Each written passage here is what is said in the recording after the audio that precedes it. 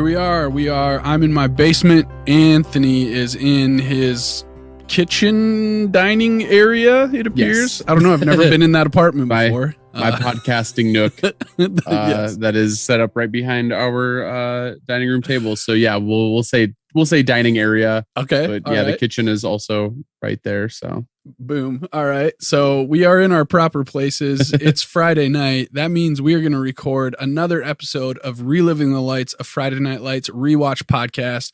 My name is Josh Kuipers. My name is Anthony Hookman. And we're going to be your hosts, your guide to episode 306. It ain't easy being JD McCoy. That's right. Anthony, it's been a while. How have you been? What's been going on? Yeah, I've been good. It's been several weeks since we've recorded. With this whole people getting vaccinated and life returning to normal thing is really putting a cramp on our recording schedule. Yeah, go figure. There's other stuff for us to do out in the world than sit in our basement or whatever. But no, things have been good. I 3 weeks ago, my really good friend Marshall graduated from SDSU, so I went up and back to the old stomping grounds. Oh, and the glory days. Yeah, relived the glory days.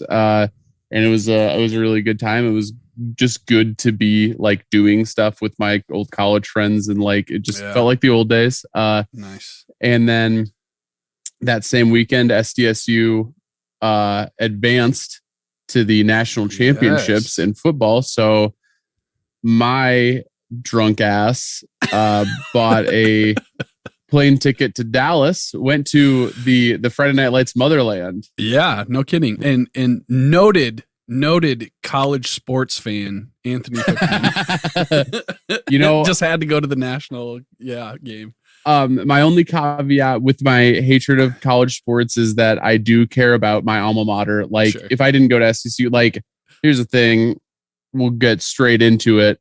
Like, NDSU, North Dakota State University, has won a few national championships over the last decade or so. Mm-hmm. And like, I know people that have like absolutely no connection to NDSU outside of like they lived in North Dakota for a while. Like, and it's like that to me, that's weird. It's like everybody in the town of Fargo, whether or not they went to NDSU, are like obsessed with NDSU. And it's just so weird to me. Like if I just lived in South Dakota and I didn't go to SDSU, I wouldn't care. But my alma mater makes the national championship. Like, figured I got to go and went. I will say Dallas is this is the first time I've been to Texas. Yep. So I haven't been in any of the other major cities or rural areas of Texas. Mm-hmm. Dallas feels like, more than any other major city that I've ever been to in my life, felt like South Dakota. Oh, it felt like big South Dakota. Like if South Dakota had like a full-on metro area, like more than like even Minneapolis, it felt like South Dakota. Like it was like I barely left. Yeah. Can you explain the similar vibes, or was it just a feeling? It's just a feel like it. I think just like the personalities of the people, and like there just wasn't much of a like. I don't want to say this in like a mean way because I really love other major cities a lot more than Dallas. Sorry, Dallas. But like there wasn't like a like a bullshit hipster vibe, I guess, that I was around at all. It just felt like South Dakota. Like, and even though like the landscape was similar, aside from like the ridiculous highway system there with no metro like public transportation, which is ridiculous. Yeah. But yeah, I don't know. It was very I as you know, I met up with Miles Kuiper, friend of the show, big friend of the show, and we talked about like, because he lived in Chicago for a while, and we went out and visited him while he was in Chicago. And we did. And I told him, I was like, it's so weird to me that like Dallas is obviously by population a much smaller city than Chicago. Mm-hmm. I think Dallas is like the 5th or 6th biggest metro in the United States, and Chicago is the 3rd. But it feels so much like bigger in terms of square mileage. Sure. Yeah. Dallas feels bigger.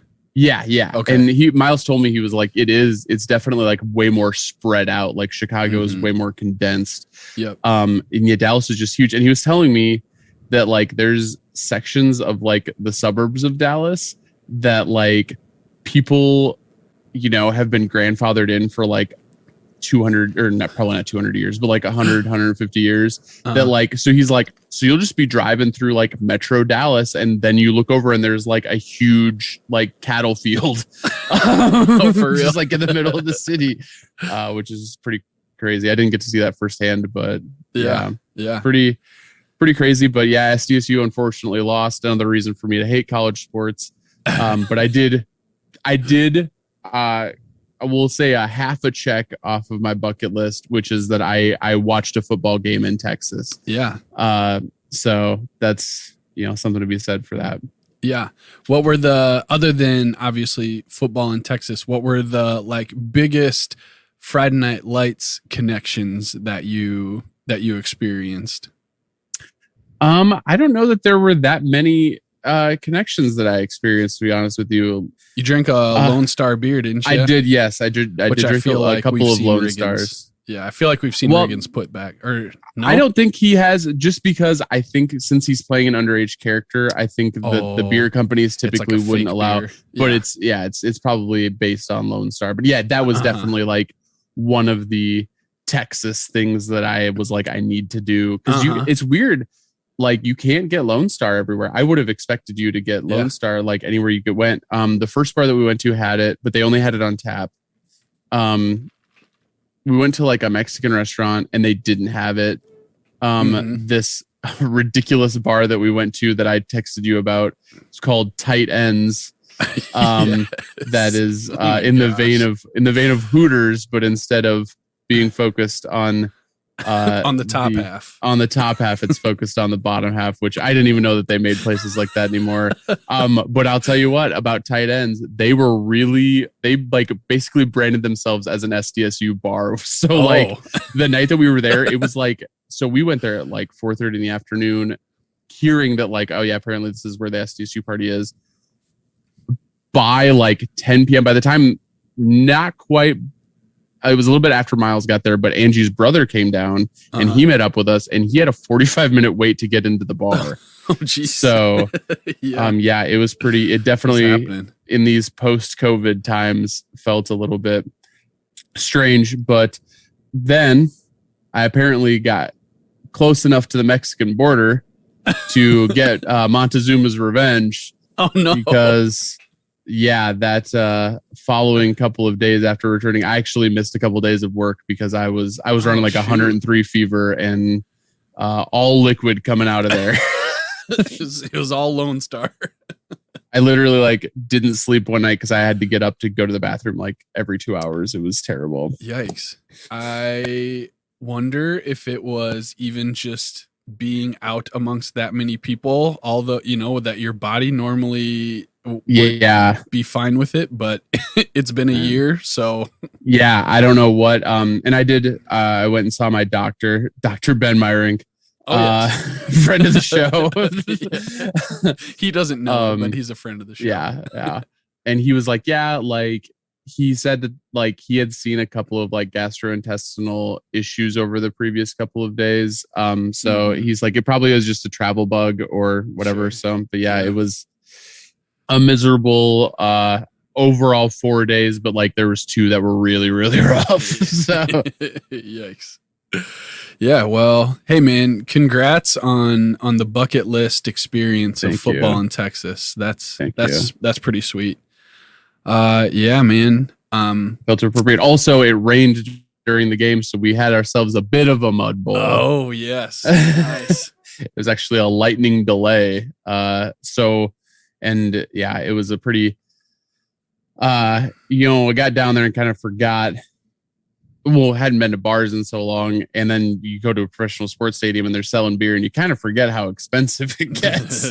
But once it's going down, it's going down. We tailgated, of course, for, 2-3 hours, ran into one of my buddies down there. So like tailgating them, by that time, you get into the stadium and they're selling beer and you're like, let's go. Coming. So yeah. it was, yeah. Bit of a mud bowl. Any cows watching on, or did the coach come out with a blanket? And none of that, luckily. But good deal. I kind of expected that to be the halftime show, but no such luck. Well, hopefully that kind of wet your whistle for our next Texas experience. Yes. That we're going to take one of these days here. Now that, the world's kind of opening back up, we can make that a reality. Yes. So looking forward to that. Those are going to be some special podcasts that we put out when we go down there. That'll be good. Yes. Also, I think it was this episode, pretty sure it was this episode, maybe the next, but we're going to have to take the Tim Riggins tour of Dylan. Oh, yes. That he gives JD Yes, that I think is the next episode.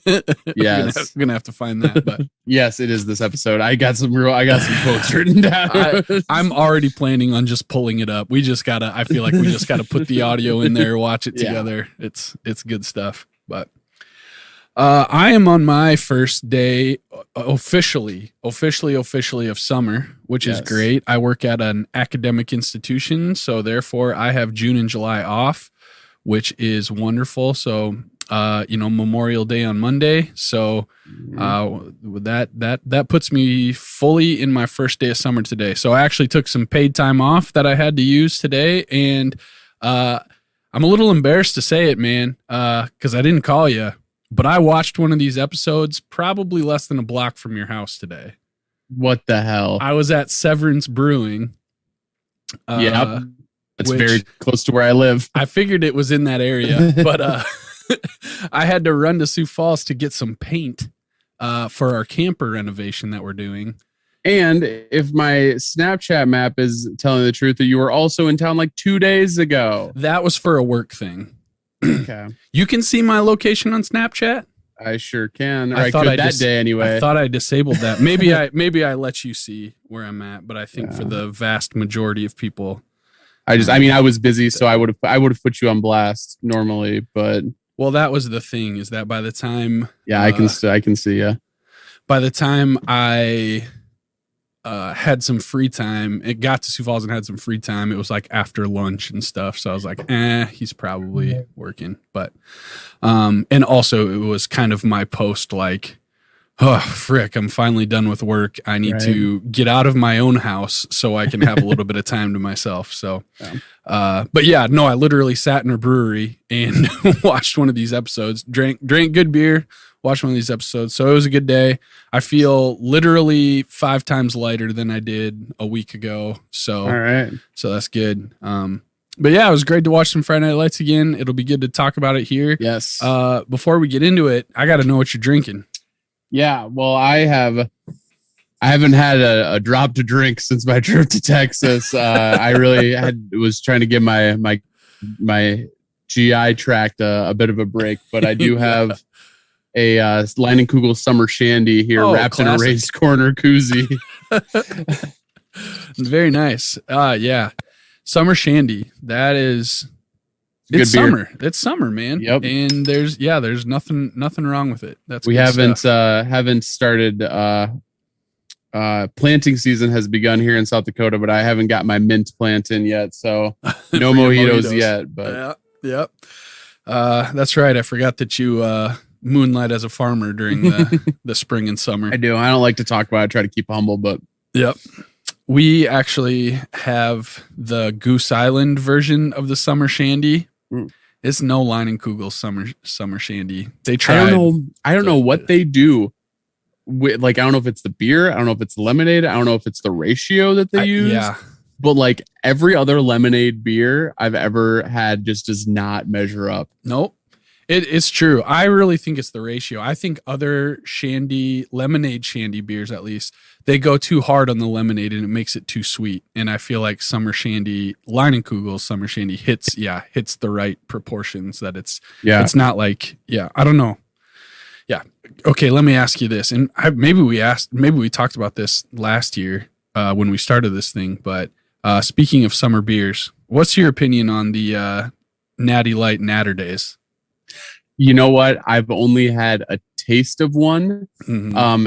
And it may have been warm, if memory serves. So I probably didn't get the best peek at it, but I was not impressed with I actually felt like it had the opposite problem of what you were just saying. I felt like it was too much beer and not enough of the lemonade to sweeten it up. But that, once again, very, very not great sample that I had. Yeah, gotcha. Well, one of my favorite summer beers, especially if you're drinking outside, that's the one to go with. That's not what I'm drinking though. I've just got a rum and coke, rum and diet, I guess. So we're keeping it real. I got my Central Barbecue from Memphis Cup. Like to keep the people updated on which Memphis Cup I have. Yes. Go Grizzlies. Yes. We're in the playoffs. It's a beautiful thing. But enough about basketball. Let's talk a little football. Let's talk a little Friday Night Lights. Yes.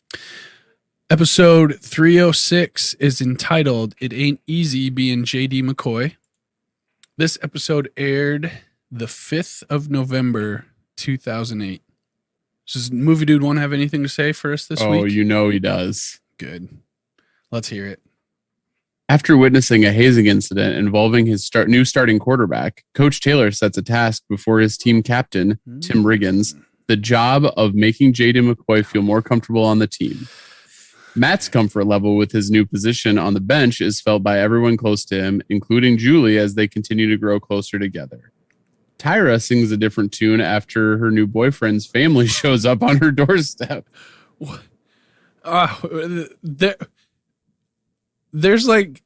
Okay, first of all, there is no common thread. Is there? Am I missing it? I think he tried for comfort, because he says sets a task before his team captain Tim Riggins, the job of making JD feel more comfortable with the team, and then Matt's comfort level with his new position on the bench is felt by everyone close to him, which that's not a great sentence. No. But then Tyra sings a different tune. That's a completely because you could do something with Tyra's comfort level. She gets very uncomfortable with this situation. Yeah. On first read through, I thought it was going to be sets a task. That sounded, in that first sentence, I was like, oh, is that going to be it? But then it was just kind of all over the place. Yeah. So we got a nasty run on in the first sentence. He did branch out and go with 3 sentences instead of forcing it into 2. And it's concise. And honestly, to me, I'd rather have Movie Dude 1 stop reaching for these ridiculous themes that he goes for. So I'll give him a couple points on just trying to actually concisely talk about the plot of the episode. There's, like you said, an ugly run on, but I gotta give him at least a strong 5. So I have mixed emotions because I enjoy the themes that he does on an entertainment level. But as far as actual quality of the description, it's probably better off if he doesn't do that. So I was disappointed at first, but yeah, you're probably right. That's probably a good thing. So man, strong 5. Yeah, I'm good with that. It's neither good nor bad. It's maybe a step in the right direction in some areas and same old stuff in other ways. So we'll go with it. Thanks, Movie Dude 1. Somebody find that guy, please. Speaking of Movie Dude 1, we got a shout out to our new listener who is now a fan of not only us, Movie Dude 1, who, as I'm going to the tweets from yesterday, has set their Twitter to private in the meantime. So, shoot. So Marnes, thank you for listening. We appreciate your listenership, and thanks for tweeting at us and then changing your Twitter privacy to private the day afterwards. I was like, why can't I find the notifications? Then I had to go and find our tweet to see what we replied to, and then it was like this person limits their thing. So I guess, thanks. Thanks, man. Anthony sent me that tweet. He monitors the socials a little more closely than I do. And I responded back, and I'll say it again, man, Movie Dude 1. We didn't even know about Movie Dude 1 when we started this thing. No idea. No, we just were going to try to read the Like, do a plot synopsis. Oh, let's do the IMDb synopsis. Turns out there's one dude who's done 95% of them. Oh, I feel like we gained a new friend. Even if we're a little hard on him, I feel like he's a friend. And I mean, it's a whole segment of the podcast. So Movie Dude 1, man, we are so grateful for you. Yes.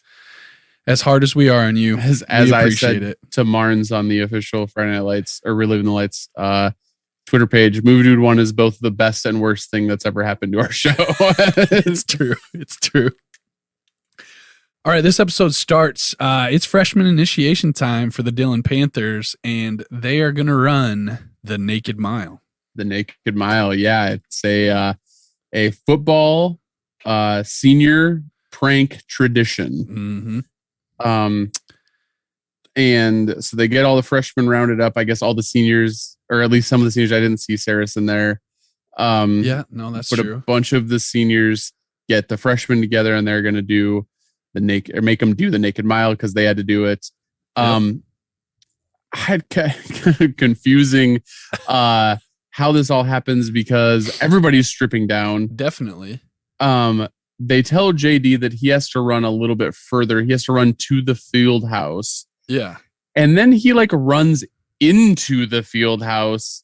Yeah. Like I had a hard time figuring out if like, well, it was at least where the coach's office was. Yeah. And is he taking a shortcut? Why is he going inside and not, if that's the field house, why is he not just turning around? Yeah. I think we missed part of the instructions. They didn't tell us because it seemed like he had to grab that picture off the wall. Like, I think that's what he had to do to prove that he was there. Oh, okay. Because he grabbed that picture and bring it back. But we never heard that on the front end. Right. No, so I was also confused when it was happening. Like, what are you doing?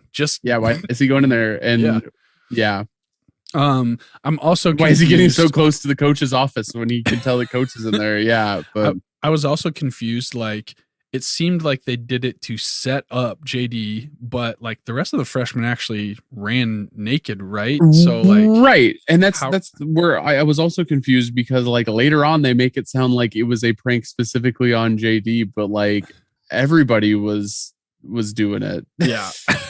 I don't know. So I don't know. It was confusing, but so I have, in my notes, for some reason he has to go inside the field house, grab the team picture off the wall.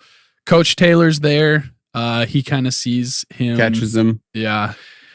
So he calls JD into the office, kind of gives him crap for falling for the Naked Mile thing, which again, I don't. What do you mean falling for it? Fell for it. Everybody was doing it. I don't get it. But he offers to give him a ride home. Anthony, we've already digressed a lot. However, I want to ask you two things. Have you ever taken part in any sort of initiation? Have you been initiated into anything? And then also, second question, public nudity. Any experience with that? Sure.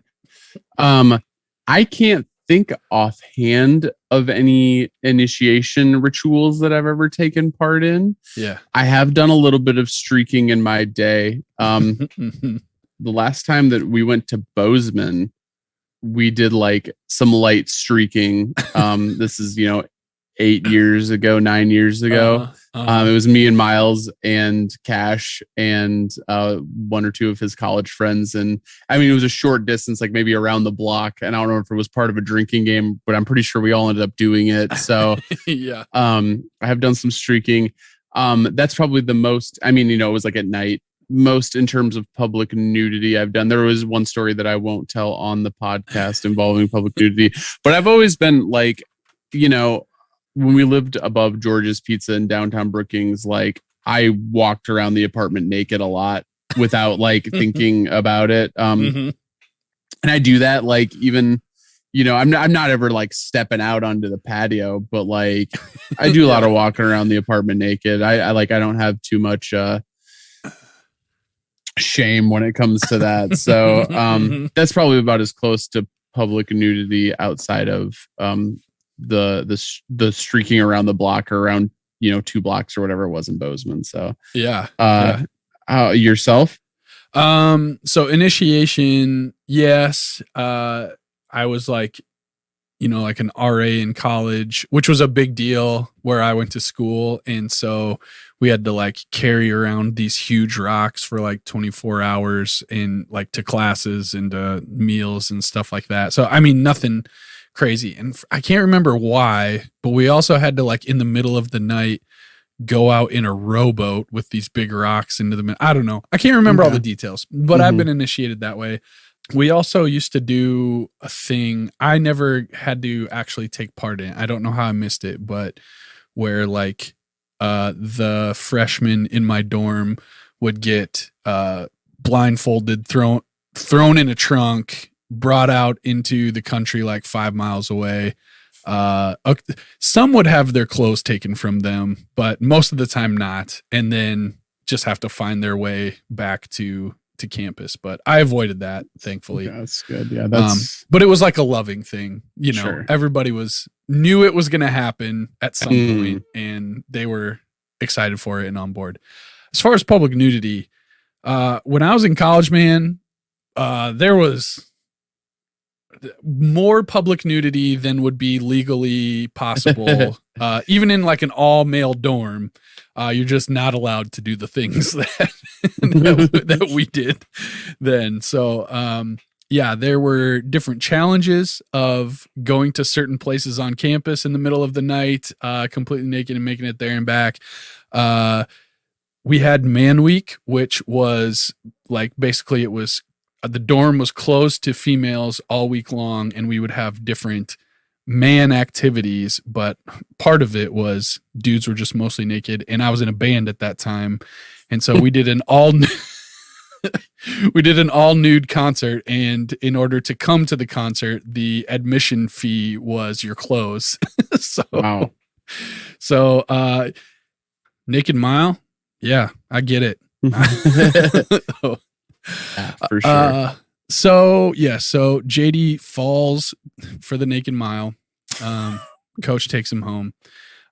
He does get some good nicknames out of it, which I appreciate, which we'll get to later on. But next scene, Jason is saying goodbye to his baby and the waitress. Yes. Yeah, pretty emotional moment for Jason. He's not wanting Aaron and the baby to go back east, and kind of tells him he's gonna flip this house and really start providing. And as they're about to take off, he says to both Aaron and the baby that he gives them an "I love you," and this is not reciprocated. It is not. No. Honestly, as I'm watching, I'm holding back tears at this point. Might just be because I have a kid. Anytime a kid is involved in any show or movie now, it's just like either super emotional, or if something bad is happening to a child, I will literally like shut off a movie if a kid is like in distress. Like, nope. Not going to do that to myself. But yes, I was holding back tears at this point. She did not reciprocate the "I love you," but she did give him a pretty passionate kiss before she left. That's true. Which I was kind of confused when that happened, because I really felt like she just was not, and this might not be true, but I felt like she was just not really interested in being with Jason at all. Yeah. Like, she's just not that into you type. Yeah. But yeah, Jason's definitely been the one keeping that relationship afloat single-handedly. Yep, but she does give him a pretty passionate kiss, so that's encouraging, I guess. Over at the Taylor household, Coach and Tammy going back and forth about whether or not Coach is going to go to the dance with Tammy. Yeah, who's and chaperoning. I swear during this scene that Tammy says that she's excited for the dance on Friday. I had written that down too, and I went back and erased it because I was like, did I hear that or not? And then it definitely wasn't Friday. It definitely wasn't Friday. Very confusing. Although maybe here's the thing's confusing about it is that the dance is, she says Friday in this scene. She has to have. If we both wrote it down. Yeah. And then there's a game that theoretically could have been on a Thursday for whatever reason. because then the next day, probably not. It's called Friday Night Lights for a reason, right? But the next day, like they're like watching film as like it's so like it almost struck me as like maybe like a weird Friday practice was for them to just watch film, but it's hard to tell. It's hard to tell. Anyway, yeah, not that it didn't important, make sense. But we were both confused by it, so that makes me feel good. Tim is excited for the dance. Coach is basically like, no, I'm not going to go. Yeah. Julie is also not going to go. So Tammy is bummed. Yeah. Bummed. Slightly offended. So that's the Taylors. Over at the McCoys, they're having a meal. The stud of suds is proposing a toast to QB1 of the Dillon Panthers, his own son, JD McCoy, with his new job. Ma McCoy is teasing JD about girls a little bit. They're going back and forth, like kind of joking about it.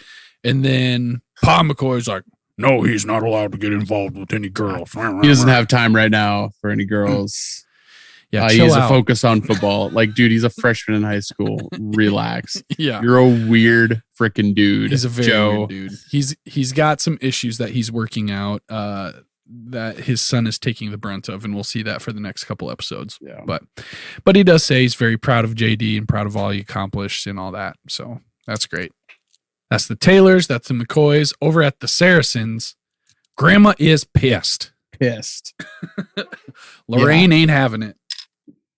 Yeah, she is furious at Coach Taylor for pulling Matt out of that QB1 spot. She thinks he must be out of his mind.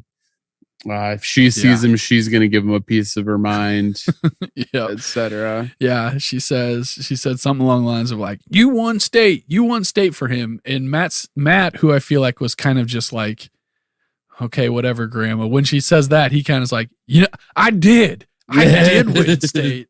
So Grandma's getting him worked up a little bit too. Just occurred to me, but Ma Saracen, no longer apparently in the picture. She's not in. I don't think she's in this episode or the next episode. She's not gone. Huh. Well, yeah, we'll have to see if they mention that at all, or if it's interesting of like even us watching this from a like hypercritical point of view. I've noticed like we even tend to forget even just between episodes, what happened to Santiago. We haven't talked about him. What happened to freaking Noel? Right. Yeah. Noel, even Waverly, we don't know. Yeah. And even Waverly doesn't know. Exactly. Do we ever post that video to the socials? We should do that. Yeah. Paid money for that. So we got to get some usage out of it. Not much money. Yeah. So that's a good point. We'll have to just see if she turns up again, or if the tragedy of Matt Saracen's life continues to get more tragic, and his mom leaves him for a second time. Oof. Okay, so the crew is working on the house. I never know how to refer to them in my notes because I don't want to write it out like Billy, Tim, Herc, Jason. So have a name? I've just been referring to them as the boys. The boys. Okay, that's good. We'll go with that. In this case, I wrote the dummies are working on the house. That's probably better, actually. Yeah. I think at one point I referred to them as the clowns or something like that. The clown crew. That's what I call them. But they're working on the house, and Jason is starting to kind of take the lead on this thing. And Billy's being kind of a bitch about it. Yeah. It seems like Jason's really got the vision, and it was his idea, and so you can see where he's coming from. But yeah, Billy is just not a fan of Jason bossing him around for whatever reason. I guess Billy is significantly older than them, so maybe that. But yeah, I think Billy is just suffering from like. This hasn't turned into a get rich quick scheme yet for him. And he's getting impatient. That's probably it. Yeah. There was a really good line in there because Tim is there helping them out while he should be at school. And Tim says something along the lines of, I just told him I was pregnant. Needed a few days to relax. That's good. Man, we're really hopping around here. We're getting we're finding out what everybody's up to. So Landry is crucifixorious practice. They're still crucifixorious, right? They haven't. Yes. I don't know. Did they say it in these episodes? They didn't, sure. But there was a poster hanging up on the wall. Oh, nice. Yep. So they've changed their sound. Yes. The Landry's written a song, and it is slow and sad. And the rest of the band doesn't really like it. Yeah, it's not going well. Kirk Castor, who we haven't seen since season 1. Yeah, he makes his return. Was apparently playing bass for Crucifixorious for who knows how long. Yeah, I'm glad to see he recovered from that ass whooping he took from Reyes. Yeah. We'll have to go back to season 1 to when Crucifixorious plays the show to see if Kirk Castor was playing for them at that time. I'm pretty sure he did, because I'm pretty sure I mentioned it then. Like I'm in one of the podcasts. I think I asked, was that Kirk Castor? Right. I think it was more of a question. So this confirms it. Yes. Yes. So I do think he has been there the whole time.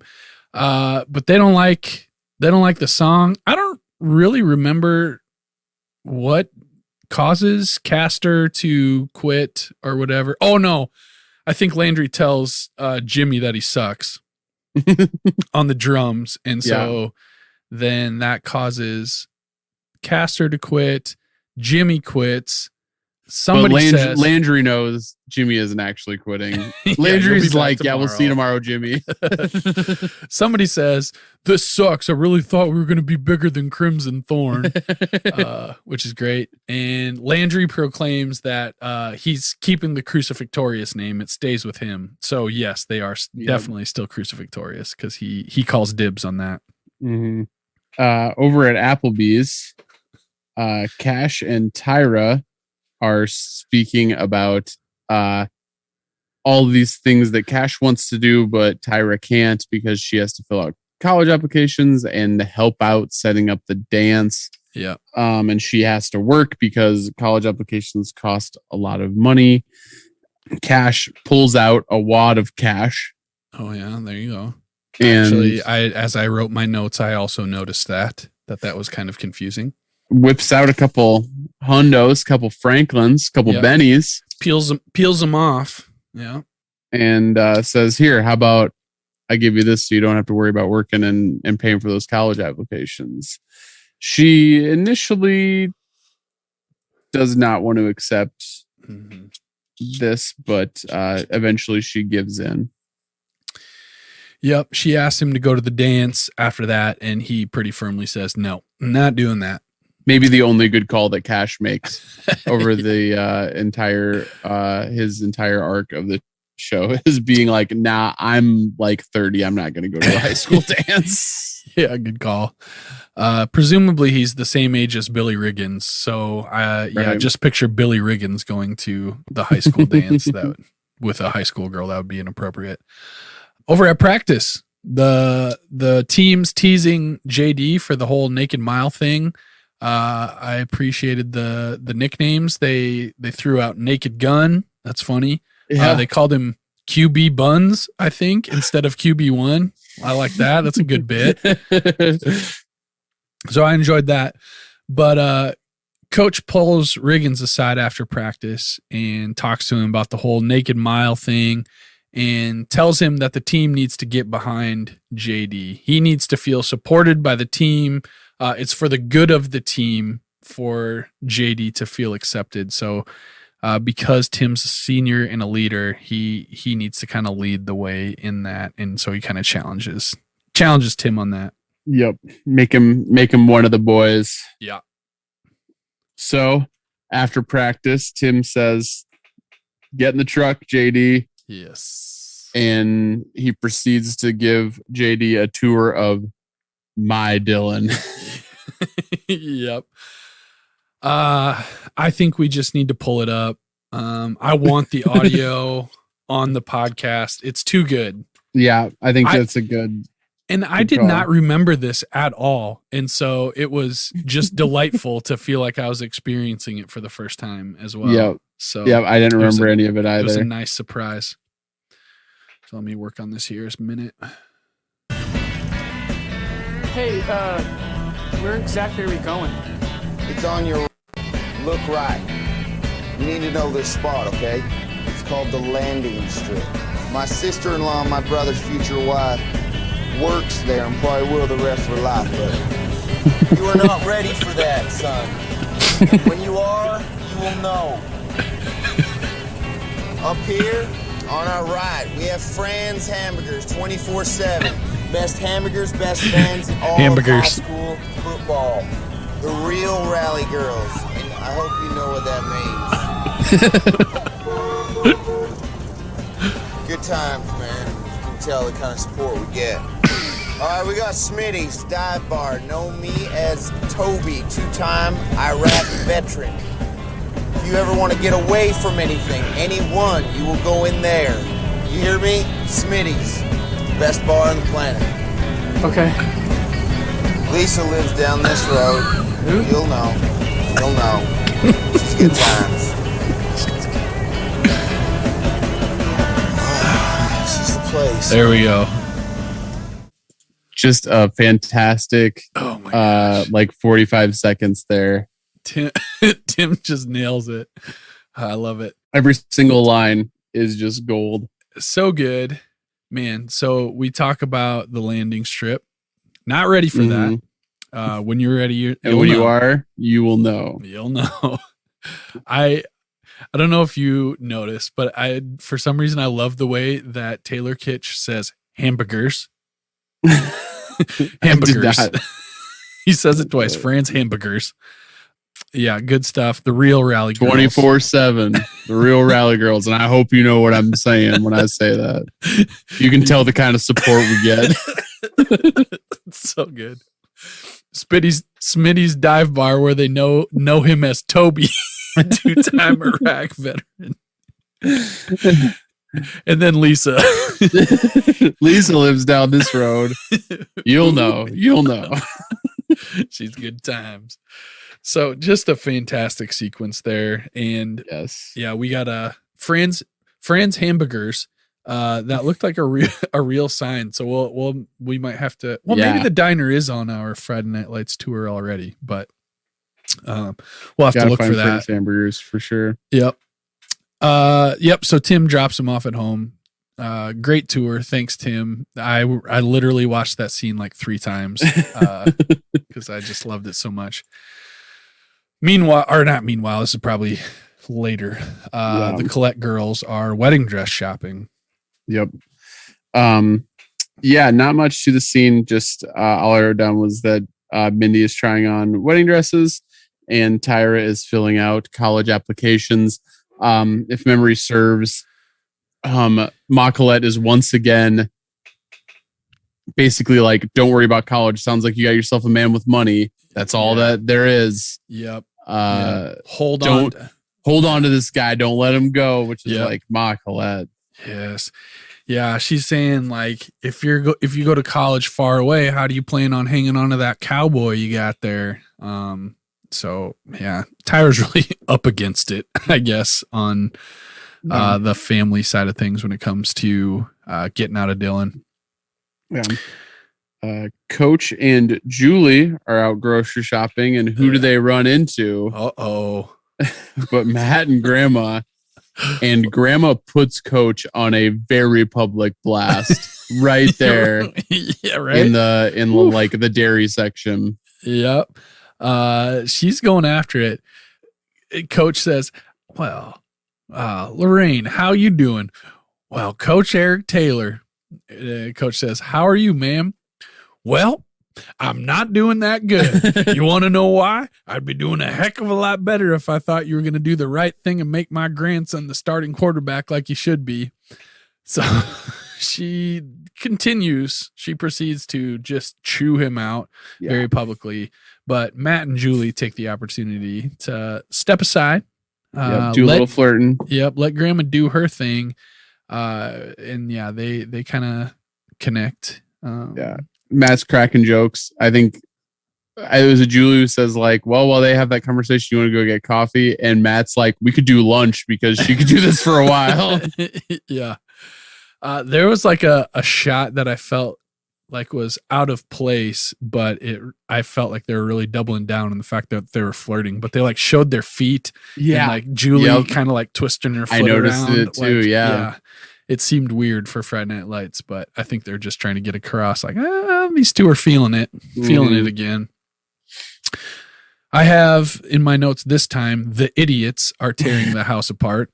But the boys are working in the house. Jason comes back in and things are not going well. Yeah. Billy went out and bought a $1,700 toilet with a bidet, all the works, which let me tell you, while I was experiencing my Montezuma's revenge, I could have really used a bidet. Oh no. I think it's going to be an investment. You know, when you're using that much toilet paper, it starts to get a little raw down there. I spent a month in India once, and they've just got like the little like nozzle, like a spray. You know, like on your sink, you've got the hose you can pull out to spray the dishes. They got one of those attached to the toilet, and usually the bathrooms are very like tiled and waterproof with a drain in the floor. So you just go for it. Start showering down, basically. That's what's up, man. Yeah. I think we as Americans need to embrace the bidet. I think that was nice. Our generation. It's our time. Let's do it. Yeah. So I can't. Yeah, $1,700 toilet. That's frankly. I've never gone toilet shopping before, so I have no idea if that's not normal. I'm like the opposite of the it's one banana, Michael. How much can it cost? $10? Like, I don't know how much a toilet costs. $1,700 maybe. Yeah, I can't say that I've bought a toilet either, but $1,700 seems wild. Yeah, but they're working. It's not going well, and Jason's really mad about kind of the way that they're not taking it seriously and making bad choices. And so he's furious. Billy kind of then goes on a power trip because Jason's talking about the work list and getting things done off of it. Billy like freaks out, goes and gonna nail the work list to the wall, takes a nail gun and just puts a nail straight through his hand. Yeah, I don't understand. Now, Josh, you've probably worked with with power tools more than I have. Yep. But I've used a nail gun before, and every time I've used a nail gun, you have to like press it against something before you can even pull the trigger. Yep. To me, for you to get enough pressure on your hand before you pull the trigger, like he must have either done it in a very fast motion and wasn't thinking, or I don't know. To me, nail gun accidents are always like, how did this even happen? Yes. But so I have worked with a lot of nail guns because I work construction and we did a lot of roofing, which is like, and I was the nail gun guy. Somebody else would lay the shingles down and I would just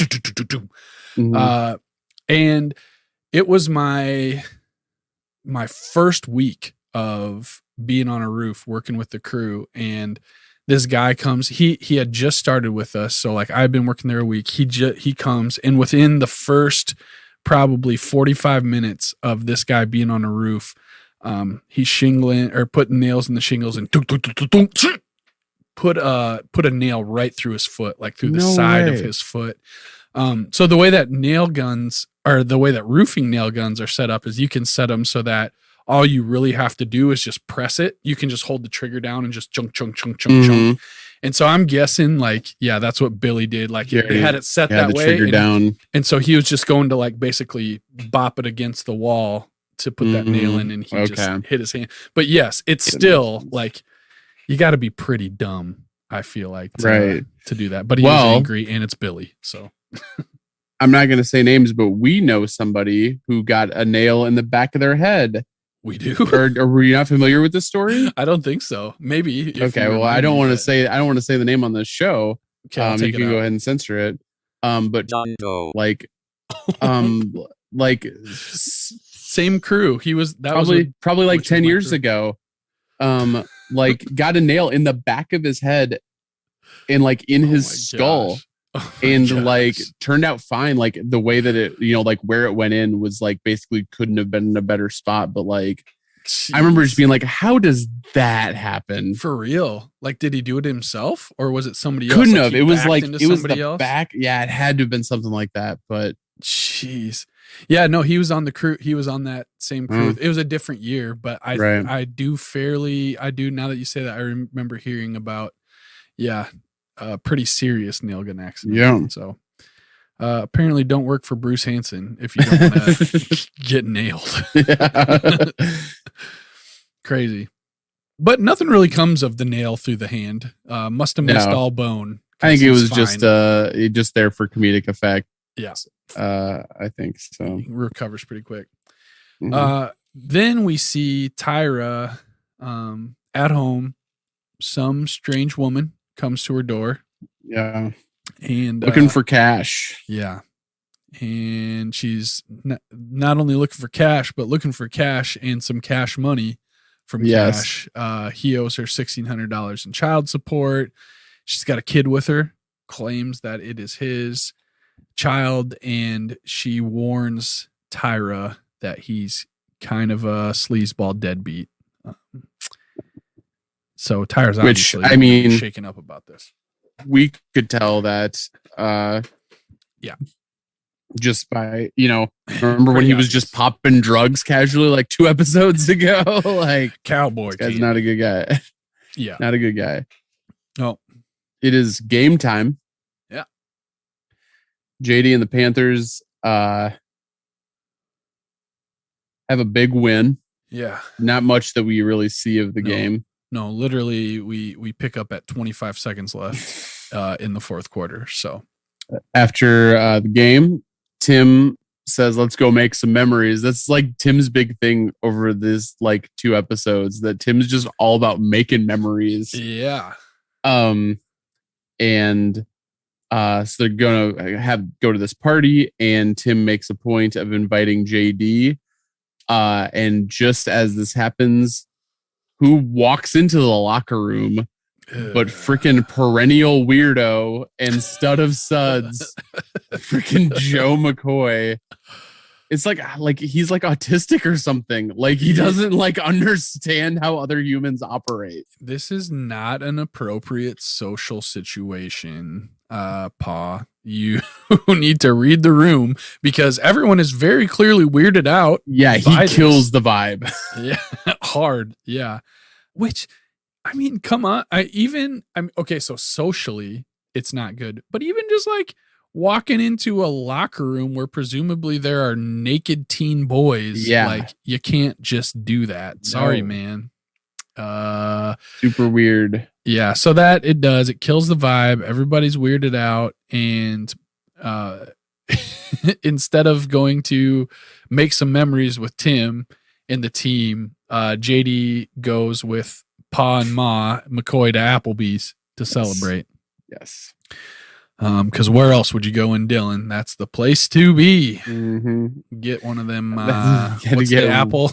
What's the sizzling apple crisp or something? Something like that. Yep.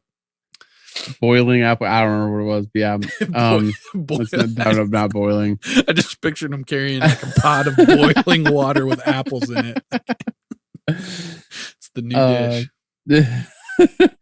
The next day, after watching game film, right, that we find out is, I guess, Saturday. Tim and Lila have a little conversation about going to the dance that night. Lila thinks it would be nice for them to go to their last big high school dance together and basically be lame, just as a nice little thing, send off for their high school years or whatever. Yeah. And Tim is actually like pretty receptive. Like he kind of jokes around with it a little bit, but he's like, yeah, let's do it. Let's go to the dance. Which I thought was actually one of the sweeter moments we get between Tim and Lila in the show. So pretty nice. So yes, again, just to revisit the timeline thing, it's obviously the morning after the game, right? But then if you remember, we'll get to this, but Coach shows up late to the dance. And like, that would make more sense if it was like after the game and he had to, change. Right. And like, cause homecoming dance, for example, like that's usually after the home football game.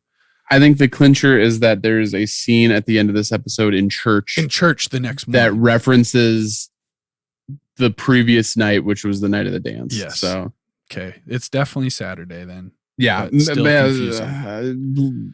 Tammy misspoke, I think it must be an episode. Anyway, at the lumber yard, Street runs into Coach.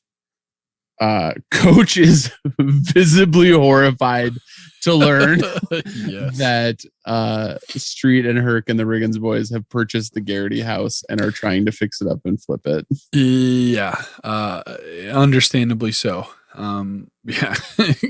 Jason tells him to come by the house sometime and check it out. Yeah. And Coach says he'll do that. Tyra and Julie are both working at Applebee's.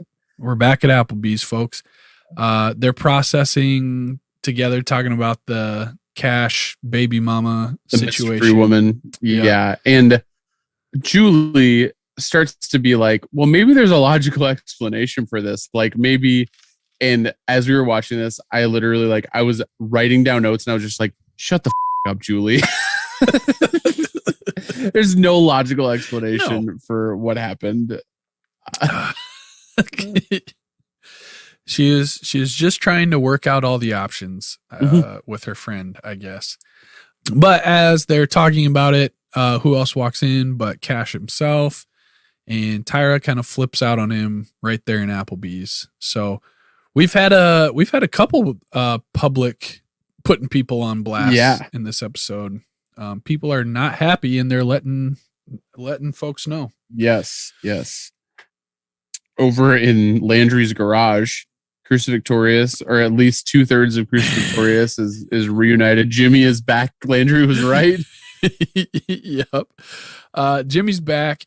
They're not wasting any time replacing Kurt Castor, which that guy is always getting mad and being on some righteous indignation, situation. So Kurt Castor's kind of a jerk. I mean, Landry was also kind of a jerk in this situation. But anyway, they're having auditions for bass guitar. The first couple suck. Actually, the second guy was pretty good. He just was really feeling himself and got out of hand with his bass playing. But then a girl comes in. Her name's Devin. She's very good. She's really vibing with the band, and they basically give her the job on the spot. However, she does try to take over the vocals a little while. Landry doesn't take too kindly to that. But you didn't think so? Oh, I thought he was like, oh, damn. Oh, no, because he did he say something? He says something along the lines of I typically do the vocals, but you're hired. You're hired. I missed that. I think I missed it because I was writing in my notes that I think Jesse Plemons was actually singing there, and I think he's actually got kind of a nice voice, a pretty unique, nice voice, in my opinion. It didn't look like it was like lip syncing or anything like they'll do when actors suck at singing. So Jesse Plemons, he's a multi-talented, multifaceted guy. He's at least a double threat. Yeah. Yeah. Not in looks though. Sorry. New EGOT winner, Jesse Plemons. Is it coming? Yeah. We'll see. Time will tell. He's ugly Matt Damon. It could work. Or no, what was it? What? Crack Damon? Is that what it was? Well, so when he was on Breaking Bad, when he was on Breaking Bad, they called him Meth Damon. Meth Damon, but that was also before he put on a lot of weight. But yeah, I'll probably cut out all that Jesse Plemons slander there. But we got to get him on the show. Come on the show.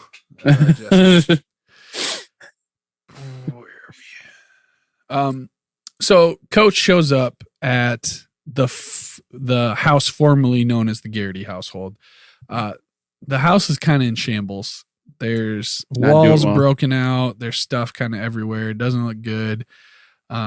Jason kind of makes a joke that they've turned a perfectly livable house into something a bum would turn down. Mm-hmm. And kind of jokes about it, but then does break down a little bit and kind of starts to lose it and panic, about the situation and that he's made a horrible decision and what's he thinking. And Coach kind of calms him down and talks some sense into him. Yeah, it kind of gives him a bit of a classic Coach Taylor inspirational speech. Mm-hmm. I think. Yeah, he tells him basically you need to calm down. You need to chill out because you're only 20 years old and you actually have a plan and you're executing it. So don't quit now. Keep going and see this thing out. So Coach doing what Coach does best, showing up for Jason when he needs it. Jason's parents also have not been in the picture at all. We have not seen Jason's parents in quite some time since he moved out, I think. Yep. Matt shows up at the Taylor household to ask Julie to go to the lake with him, and they go swimming and they talk about Matt's football situation. They flirt around and whatnot. And it's very clear at this point that they're definitely getting back together. And truth be told, even knowing what I know, and still feels right. It does. I'm rooting for it at this point for sure. And I honestly can't remember how they end up in the show, and don't tell me. But so I don't know if they end up together or not, and if they do, if we feel happy about it at the end of the show. But at this point, I'm happy that Matt and Julie are back together. I agree. At the dance, Tyra and Tammy have a little conversation about Cash. Tyra kind of tells Tammy, like, I broke up with Cash. You're probably happy. Right. And Tammy's like, hey, I just want you to be happy, whatever, Yeah. I didn't want you to get hurt is what I didn't want to happen. But it's not that I'm, happy that you're broke up or whatever. Tyra basically says, like, I just want to go home. Although, Tyra is the one that put the dance together, but it's going well. She's just ready to go home and be sad, basically. Yes. Meanwhile, at the dance, Landry is there with Devin. He's showing Devin some of his songs during the dance, and Devin drops some brutal honesty on Landry here and tells him that basically all of these songs seem like one song about one girl, and she believes that their band can be great, but in order for that to happen, you got to get over it. You got to move on. Yeah. Landry kind of has a funny retort where he's like, well, you're just talking about almost every song in human history. But, yeah. Right. Most songs are about a girl. Mm. Tim and Lila get to the dance, and as they walk in, Tim's kind of joking around. Footloose, here we come. Oh, I love this stuff. It just feels right, But they walk in and they encounter JD, and Tim's like, why are you here? JD says that his mom thought it would be good for him to get out and have a little fun at the dance. And I think Tim asked him, well, are you having fun? And JD says, no, not really, that he doesn't dance. So at this point, Tim kind of drops the act of the act of like him loving dances, which he's kind of been on the last couple of days. And it's like, yes. All right, let's go get a beer. This is enough. So tries to get JD to go get a beer. JD doesn't drink because his dad gave him some handout gave him an article about drinking and what it does to your proteins or whatever. Yes. So Tim says, fine, you can be the designated driver. JD says, I don't have a driver's license or even a learner's permit. So that won't work. Can't be the DD. But Tim insists that they go make some memories anyway. So they head to some big house. Some memories, yes. Cash shows up at Tyra's house, basically begging. Mm-hmm. And she gives him a chance to, sort of explain loudly from outside the house. Yeah. That the girl that showed up is crazy. The baby isn't his. They hooked up once 5 years ago. That baby can't be more than 2 years old. Mm-hmm. It definitely isn't his. She's crazy. And Tyra, like the idiot we know her to be, buys it. Yep. She accepts the explanation. Although, like, it's basically just she takes him at his word. Like, Right. there's no, he could absolutely be lying about every single aspect of that, and she'd have no way of knowing. But yes. Also, I noticed as Tyra got up to let him in, she's got a little lower back tattoo. I don't know if we've seen that before, but yep. So Tyra believes him. They kiss. Seems like things are back to normal with Cash and Tyra. Not good. Not good, folks. Spoiler alert. If you can't see that at this point, then you're as foolish as Tyra is. So yes. At the party, Tim leaves JD alone for a bit. You're on your own for a while. And the football guys jump right on that opportunity to kind of ambush him and convince him to drink. And JD resists for a moment, kind of. Yeah. No, not even really. Somebody's like, oh, don't you know JD doesn't drink? And so he gets peer pressured into it and gets very drunk. Very drunk. Their cell phone pictures being taken. JD gets pretty wild. Somebody busted out the LG MB2, was snapping photos. You know, for 2008, those are some high quality pics. So I believe that was a 2 megapixel probably. So that's the good stuff. That's as good as it gets. Yeah. Tim and Lila basically carry him out at this point. They pull him out. And my question was, what were they doing for that long? Where did they go? That drunk? Because they left together. That's when Tim left JD alone. He went somewhere with Lila. So who knows what was going on there? We see Tammy at the dance by herself. She's basically doing like the middle-aged white woman chaperone dance. Yes. Busting out some really lame all alone moves. Coach finally shows up. He's apparently late. He was getting ready. Had to shower, do all that stuff, which it's Saturday. Well, he had a honey-do list. So maybe he was, working hard on Tammy's behalf. He was at the lumberyard. Yeah. Yep. So he shows up. They start dancing. Matt and Julie are still hanging out at the beach. They got a fire going. Yeah. They're kind of chit-chatting. Talking about glizzies. They are talking about glizzies. That's right. Oh man, that's a full year ago that I learned about what a glizzy was on this podcast. Talking about glizzies, talking about how they need to get going pretty soon, but doesn't really go that way. So they're chit-chatting, having their glizzies. They talk about how it's about time to get going, and then they just both kind of lock eyes and start vigorously making out. Yes. Hard. And it appears, and I think it's confirmed later, but it appears that they spent the night on the beach. Yes. Yes, because Matt drops her off, and it was dark morning when they started making out, and it was kind of still sunrise-ish when she got dropped off, which did it not matter that she was gone all night? I feel like the Taylor family would notice. Care. They were busy. They were horny at the dance. That's a good point. They forgot straight they had home. to die. I mean, where's Gracie during all of this? Like, I actually did think of that when they were talking about everybody being at the dance. I did think, who's there? Who's Gracie's babysitter?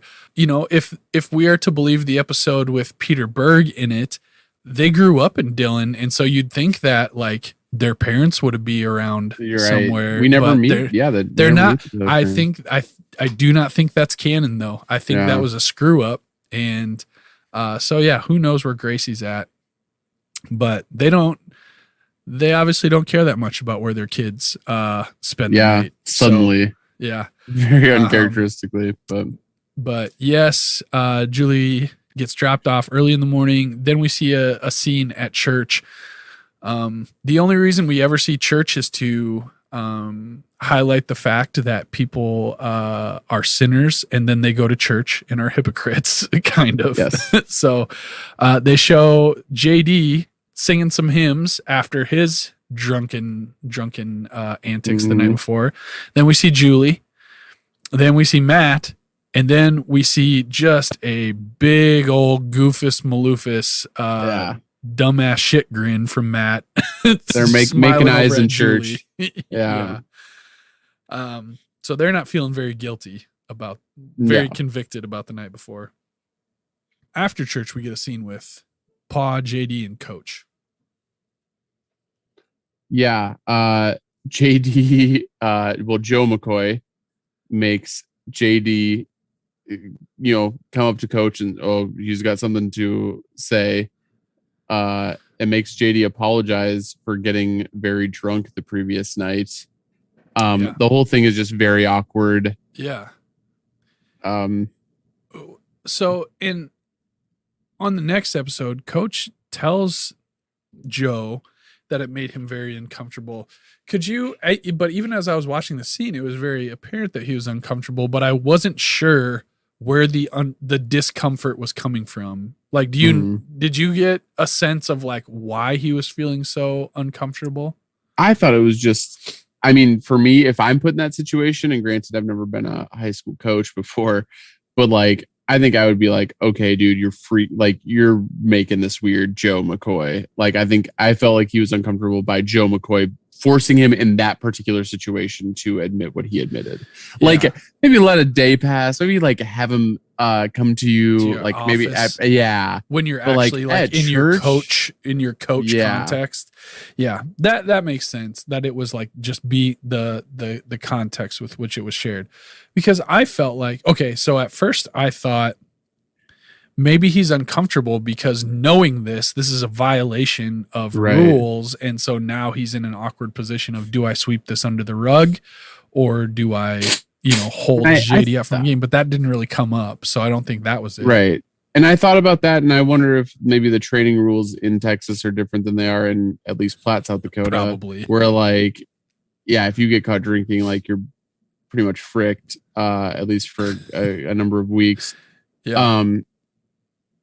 Because it's the worst kept secret in Dillon is that Tim Riggins is an alcoholic. Yeah, right. So like, Tim Riggins has got to have been caught numerous times drinking. Yeah. Like I drank underage from like 18 and a half until 20.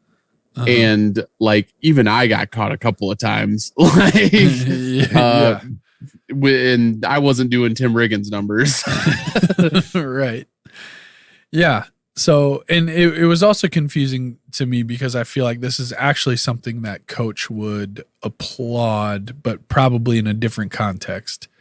Yes. If JD came to Coach and came clean and told him that. But it just felt like a weird shaming punishment, I think is what Coach was weirded out by. Yes. Which fits the role of church in Friday Night Lights. So yes.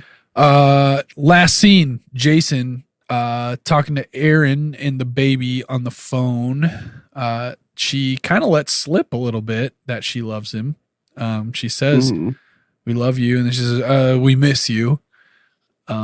But Street asked to put the baby on the phone. Noah is the baby's name. And he kind of, talks to him, sings to him. Everybody else, all the other clowns are in the house are kind of like, and witness it from a distance. Yeah. Did you also get kind of ominous vibes when they did the wide shot of the empty park in this clip? I did not. No. I got a really I was like, oh crap, something's gonna happen. Like somebody's gonna come out of the bushes. Yeah, we've been watching The Americans. Oh which is really good. Spy, yeah. But there's an episode that we just watched. We're just in season 1. There's an episode we just watched like 2 or 3 nights ago where they without giving too much away, they get caught. The parents, the main characters, and they're being questioned in this warehouse, and the kids, their kids who are 14 and 10 are stuck at the mall, And so they decide to go hitchhiking, and they get picked up by this total creep. And like the whole scene felt really like he takes them to like a park, and like the whole scene feels really, really like, and nothing like happens. Yeah. But like the whole scene feels well because the kids basically like up and leave. But the whole scene feels very, very like uncomfortable. And I think maybe I was just experiencing PTSD from that scene that I like. He's like, oh yeah, we're just pulled off at some park. And then they do this wide shot of just like them on like around a picnic table in an empty park, like just next to the vehicle. And I was like, Have you done much hitchhiking? Mm-mm. Never. I picked up a hitchhiker once. It was a very unique person, but I've never myself done any hitchhiking. No. I'll tell the short story of a similar very creepy hitchhiking situation that I was in. So in college one summer, John Kewick and I, we went up to Alaska. Yep. We were there for a month. We were planning on being there 2 months, but I left after a month. But we basically flew into Anchorage, and then we were going to hitchhike down to Seward, Alaska. And we got a couple rides. They went fine. And then, so we were trying to get our next ride, and this Enterprise shuttle van, Enterprise rent-a-car shuttle van pulls up. And I kid you not, it was like something you'd see in a Cheech and Chong movie. The windows rolled down and smoke just billowed out. You guys need a ride? So we get in, and the dude's got scars all over his face and stuff. Oh my God. And stringy, long black hair. And it was just cigarettes, but just hazy in there. And so we're riding. We've got probably 2-3 hours to go, but he's going to take us the rest of the way. And he gets a call on his phone, and he answers it. And he's obviously perturbed by what's going on, and we get the impression that it's his son. And he's like, all right, fine. Go to my chair, and in the magazine rack next to my chair, there's a tin.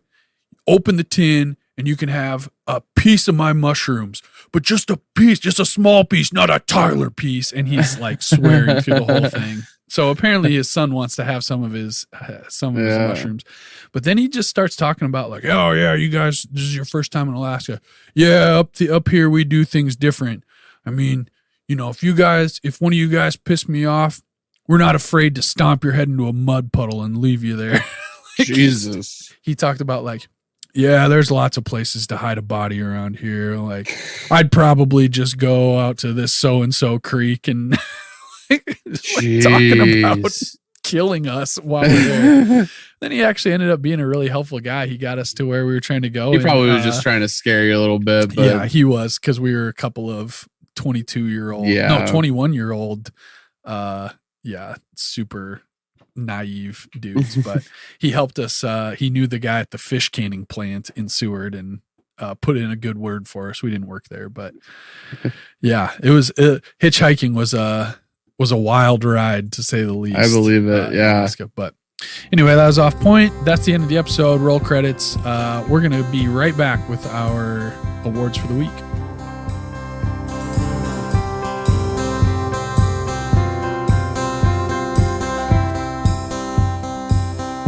Ladies and gentlemen, welcome back. We're going to give out some awards. We're going to start the awards like we always do with the Coach Taylor Inspo-rating. I'd say Coach had at least one good inspiring moment. This episode for sure. His little speech to Jason Street, was solid. I mean, not too much in the way of football. No, not too much in the way of parenting. So I mean, on the whole, maybe a light 6. Yep, I think that's fair.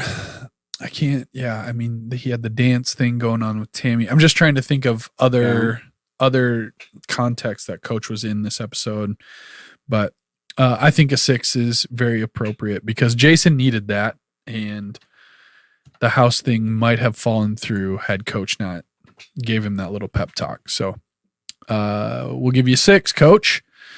Julie Taylor hate-o-meter.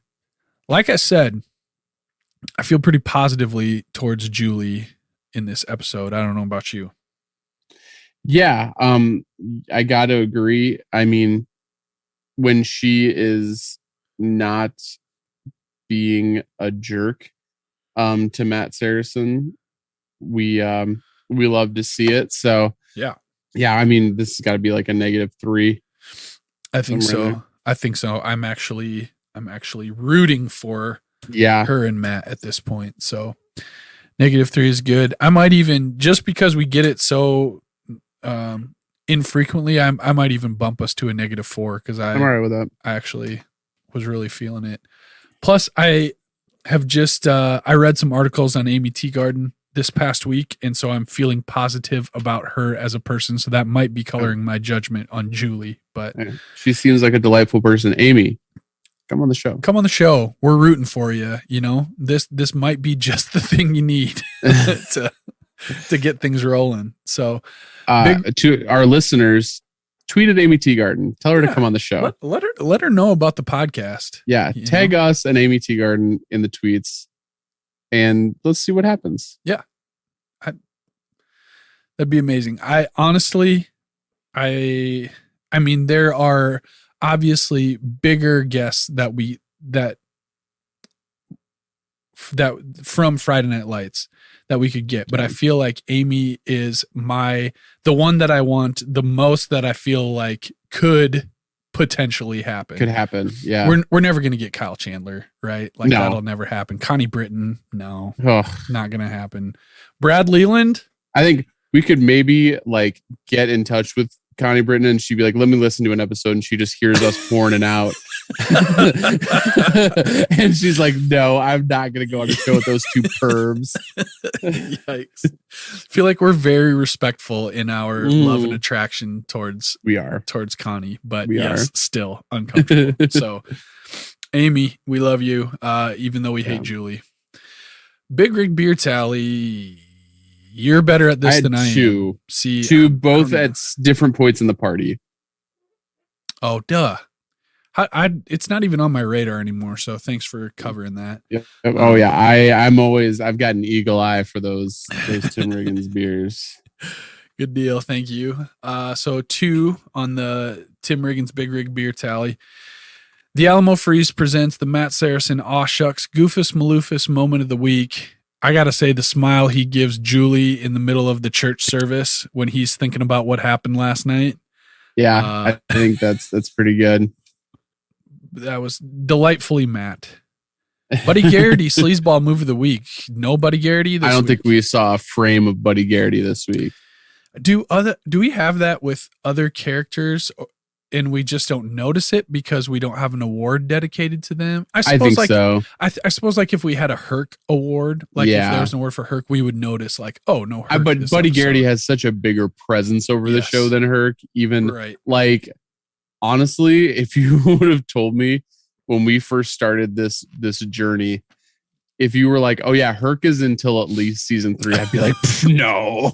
Right. So I feel like early in season 2, we were like, is this the last time we see Herc? It might be. I think we did say that. Yeah. Nope. He's still hanging around.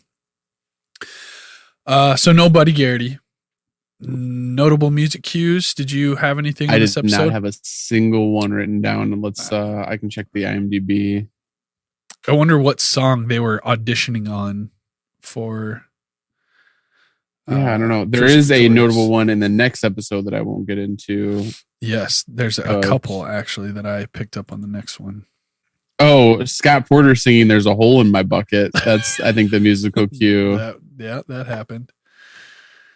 Okay, there's a hole in my bucket. Notable music cue.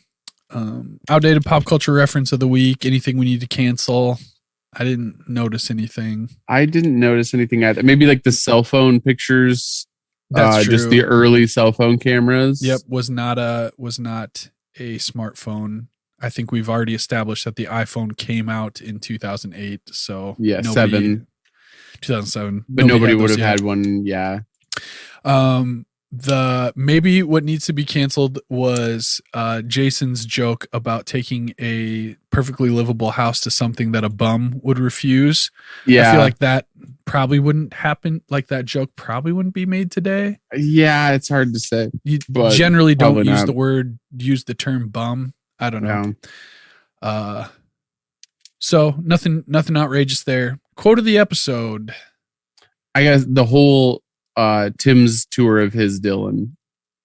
Yes. Like that whole scene. Yeah. That's far and away. If you had to nail it down to one of the locations on his tour, which one had the best lines? I think in terms of, I got to break it down to him describing the landing strip as you are not ready for that yet, son. And when you are, you will know. Yeah. Is like very sage advice. However, the Lisa lives down that road was so unexpected that it probably got a bigger laugh out of me. You'll know. You'll know.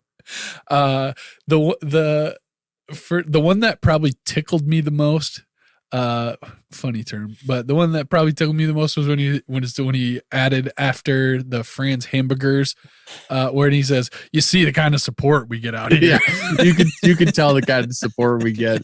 That would also, I didn't even catch that one on the first view until we watched it just now, and that was So it's I don't know. I mean, we've come up with 3 already that you can nail down. We haven't even gotten into Toby, the 2-time Iraq war vet. So stolen valor, Tim. Yeah.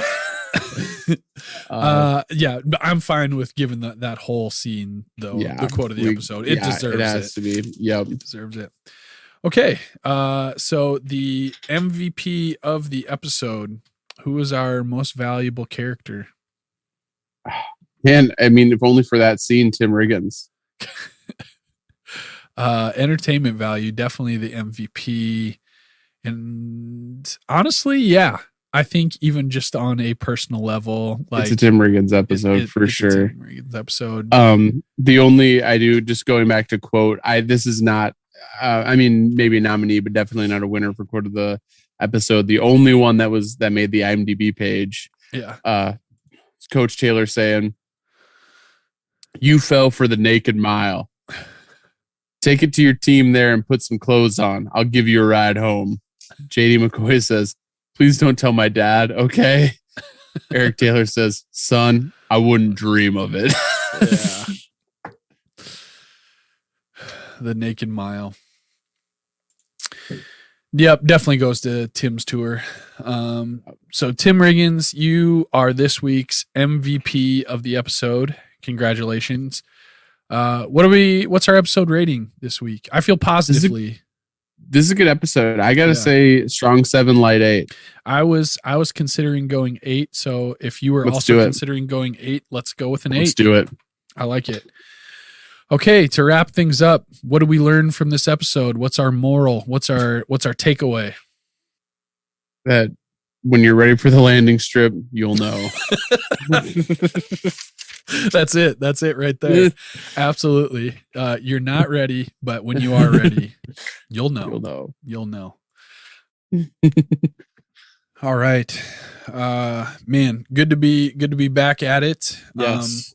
So the good news is that when we go down to Austin, we might have mentioned this before, but the landing strip is a real place. Oh, so we're gonna have to at least go there, and then we're just gonna have to feel it out. Are we ready for it? Yep. Yeah. We'll know if we are.